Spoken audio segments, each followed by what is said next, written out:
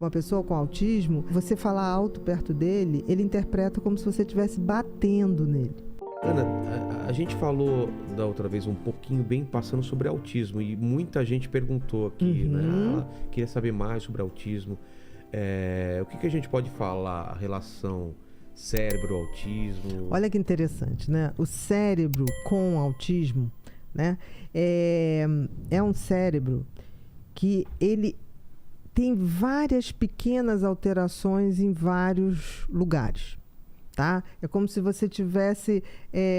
eu costumo dizer assim, o cérebro começa a se formar direitinho, com 3 meses o bebê e o cérebro está praticamente formado, aí do 3º mês até o 5º mês, você está todo formadinho. Aí do 5º mês ao 9º, você tem um excesso de material.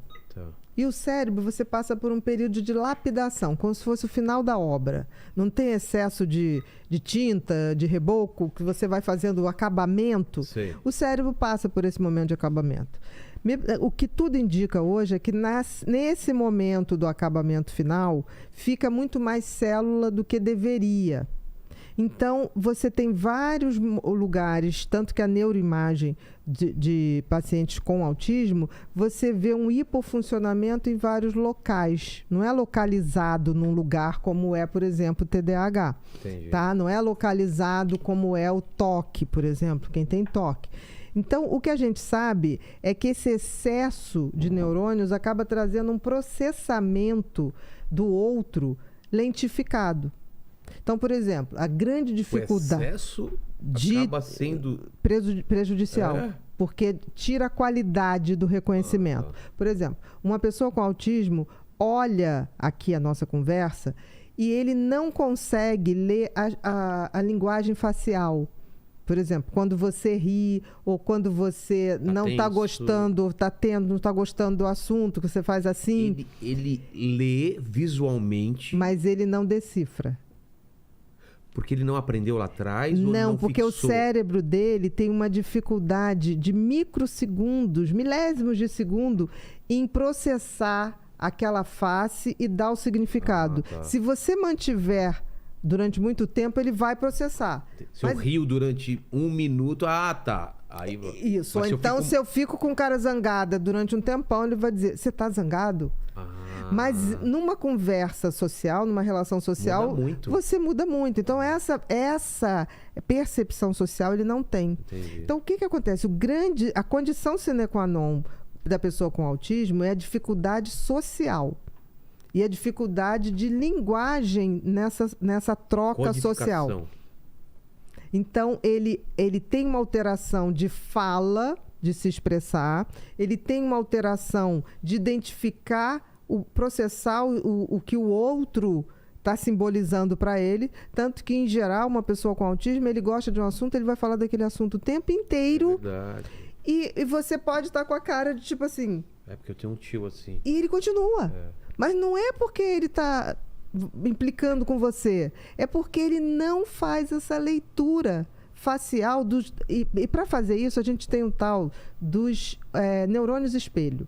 O que é o neurônio espelho? É esse que eu consigo ver em você. Entendi. Tá? Eu sei a fisionomia que você faz, que eu também faço. Esse neurônio espelho deles funciona mais lentificado. Olha que interessante. Exatamente. Por isso a dificuldade é de socialização. Porque ele não tem o traquejo social, a leitura social. Entre 2 autistas, talvez eles tenham a mesma timing ou não? Ou talvez fique num time... Por exemplo, eles adoram música. Tá. Se eles tiverem o mesmo gosto musical, eles são capazes de passar 12 horas ouvindo a mesma música. Entendi. Não são várias. Então, quando ele gosta de uma música, ele põe aquela música, talvez, repetida vezes. E não se enjoa. Então, assim, muitos apresentam dificuldade na linguagem, adquirir a linguagem, porque a linguagem é uma coisa que tem a linguagem falada, tem a linguagem escrita e tem a linguagem do corpo. Então, é claro que prejudica. Você prejudicando a interpretação de microfaces, de jeito do corpo, se a pessoa está descontraída, se a pessoa está tensa, dificulta essa linguagem também. Claro. Entendeu? Então, assim, agora é interessante porque é um universo singular. porque ao mesmo tempo eles têm uma hipersensibilidade com o mundo. Então, por exemplo, uma pessoa com autismo, você falar alto perto dele, ele interpreta como se você estivesse batendo nele. Você já parou para pensar em quantas vezes você se colocou em segundo plano? Eu também já passei por isso. E hoje quero te convidar para mudar essa história, assim como eu mudei a minha também. Um Tempo para Mim é o meu novo livro, mas vai muito além de uma boa leitura.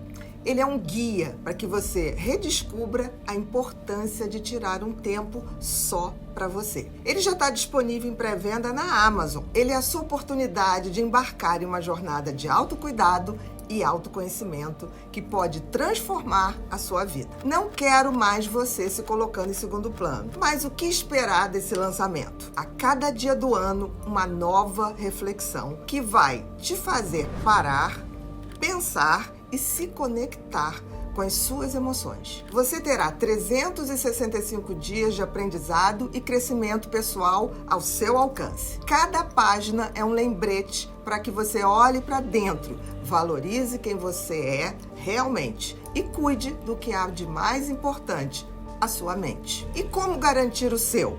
É fácil.